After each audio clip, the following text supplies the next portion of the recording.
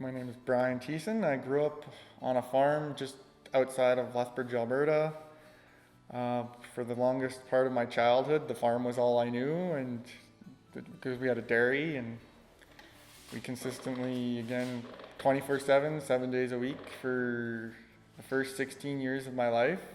I grew up in the church at, yeah, around probably the age of 14. Like I grew up again with a Christian home. I think when we were all of a sudden, yeah, I was consistent, like, good Christian kid. Went to high school. All my Christian friends, we all went our separate ways, and I ended up falling with a little bit of a rougher crowd and decided I was going to walk away from the church and try to do things on my own path. And I developed a lot of anger towards people. And it was pretty easy for me to snap on a dime back then.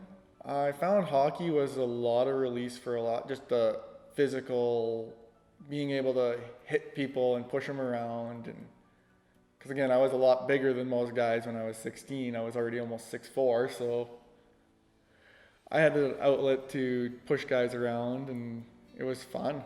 I mean, it probably kept me out of a lot of trouble.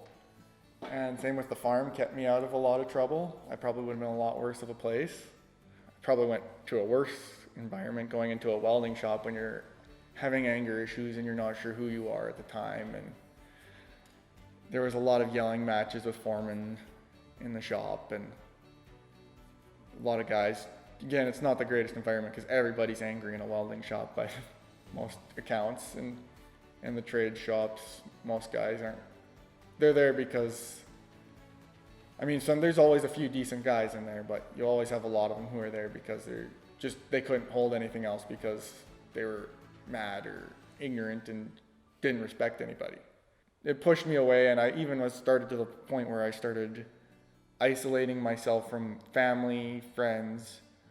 Like my parents couldn't get me to leave. Like I moved out and I moved into a house, and I kind of wouldn't leave my house until they said, well, we're going to do this, or you want to come along? And they kind of had to bribe me to get me out of my house. And then when I did leave my house, I usually had my headphones in and wouldn't really talk about things because I was going through a lot of anger, depression.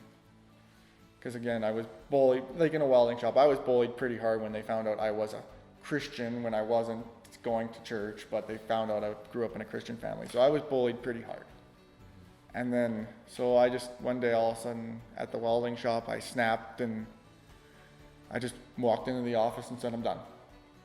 I have to get out of here because for my own, not just physical health, but my mental health. I think that was my first sign I needed to get out of there. Then all of a sudden someday, like one of my friends actually from the welding shop, a lot of people not a lot of people around here, probably in young adults, would know him, passed away from a brain tumor. And that funeral hit me pretty hard. That one was a sign that's just like, he was a really good Christian guy. And I always thought, like, why somebody that good was taken at that point.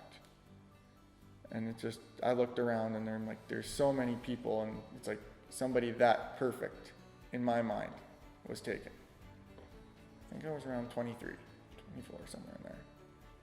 And so then that funeral really hit me hard, and sitting there, at his funeral, I remember hearing that voice in the back of your head, like, if you keep going the way you're going, and you're gonna end up somewhere you're not gonna want to be.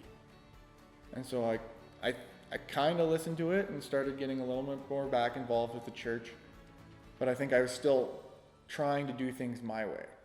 So then that was kind of near the end. And then all of a sudden, again, I think God needed to break me down another level to the point where I didn't know who I was. Because I'd never talked about anything. I just bottled everything up. And so work was I worked. I became a workaholic at that point too. And that was my escape, and I never talked. I didn't do anything. And all of a sudden, one day I looked in the mirror and I'm like, who the heck is this guy staring at me? When you teach yourself over 10 years not to show anger or sadness or any of that to anybody, it's hard. But so I started getting involved back in the church, and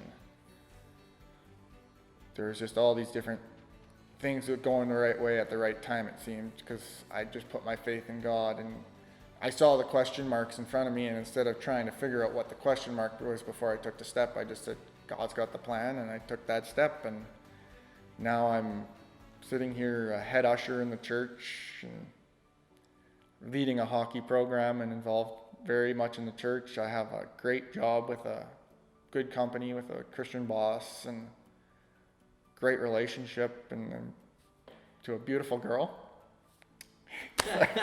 And she'll probably hate me for that, but That's all right.